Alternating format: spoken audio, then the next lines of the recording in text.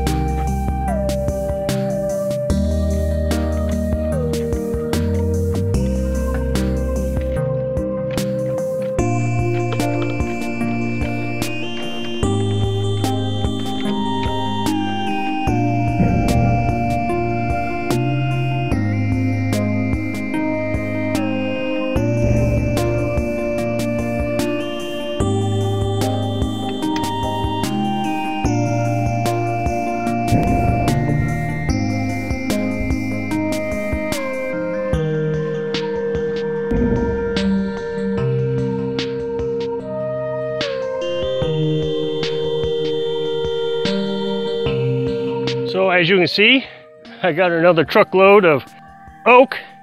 These things are huge. Once again, I'm down at the city park. I waited 6 days this time because I told you that the fella was kind of upset with me last time I was here. He wasn't upset with me. He was just upset that somebody was cutting the tree that he wanted. Apparently he asked someone else to cut it and they didn't. Been him hauling around, he kept saying somebody's gonna get it. I waited 6 days to give him a chance to cut it, but it hadn't been touched. So I went ahead and got another truckload.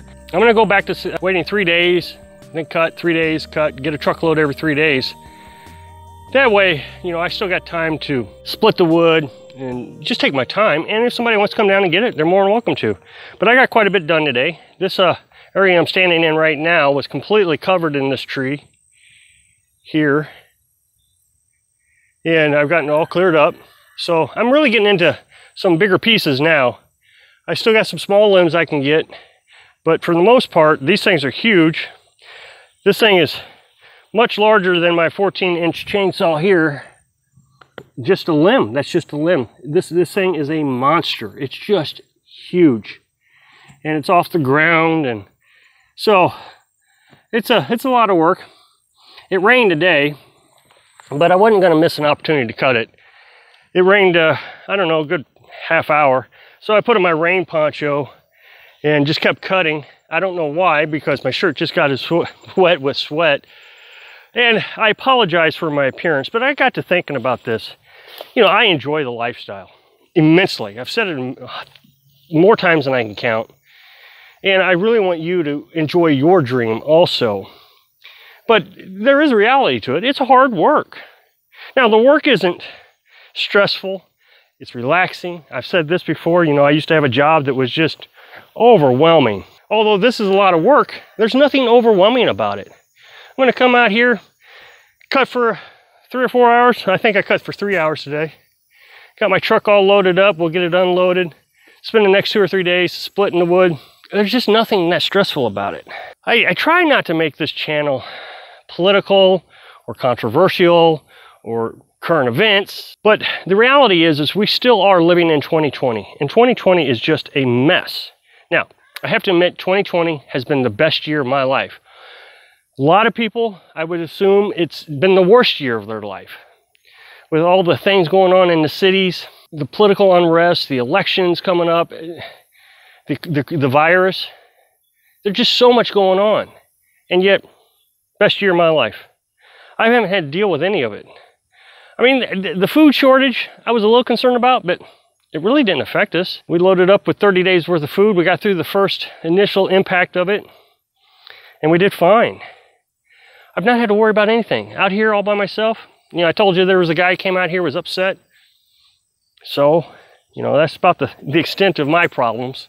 I've said a lot that I used to be a conspiracy theorist, and I really thought that things were gonna get bad.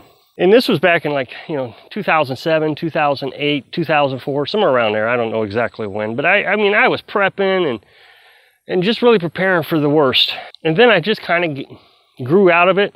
It just wasn't coming to reality.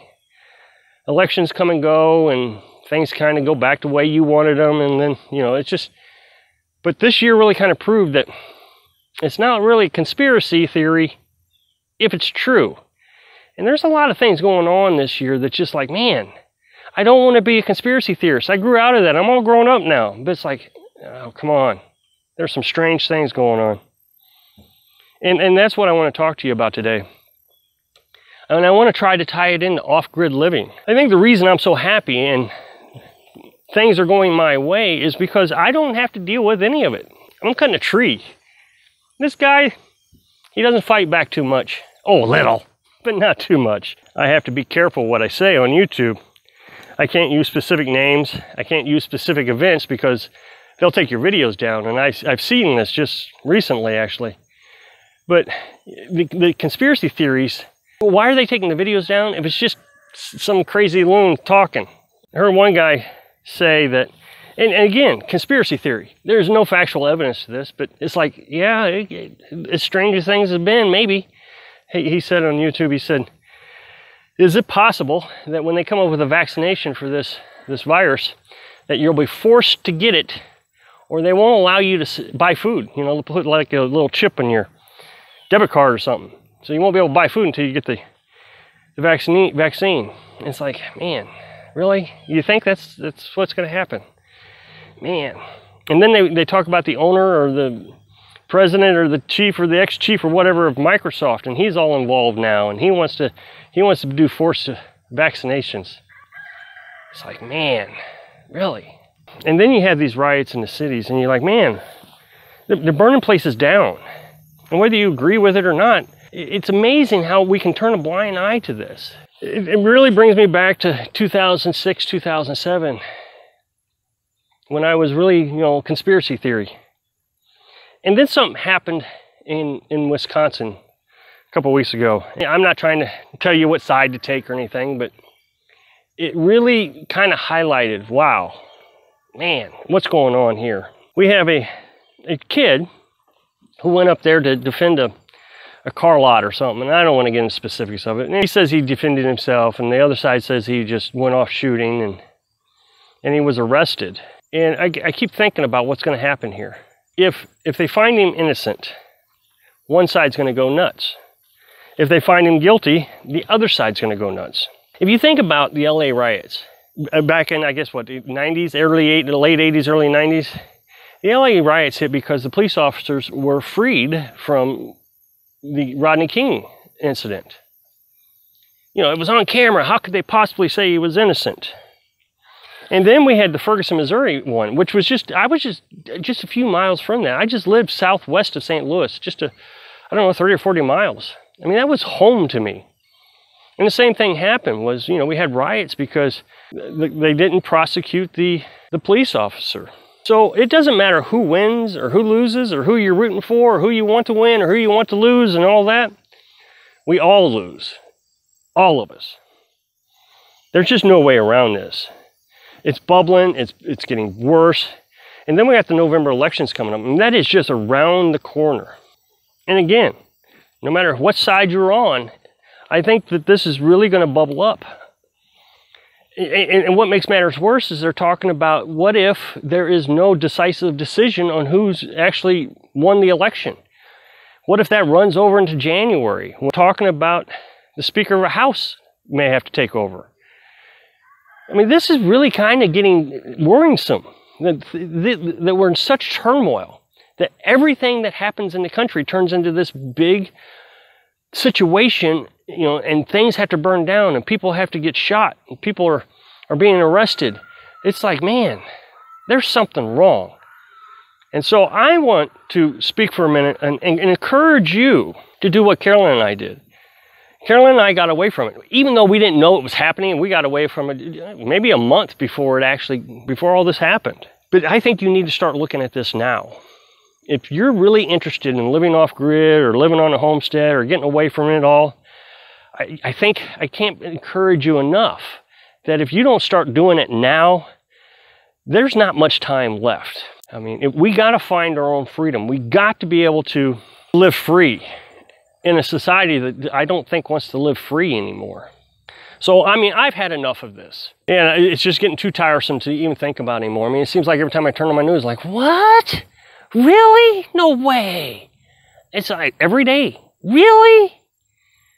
It's just incredible. So I'm encouraging you to have enough, to go and take charge. Don't expect this to blow over. It just seems like every day something new happens, and it gets worse every day. I hope I can help you find your freedom in a society that don't want to be free anymore. Thanks for watching.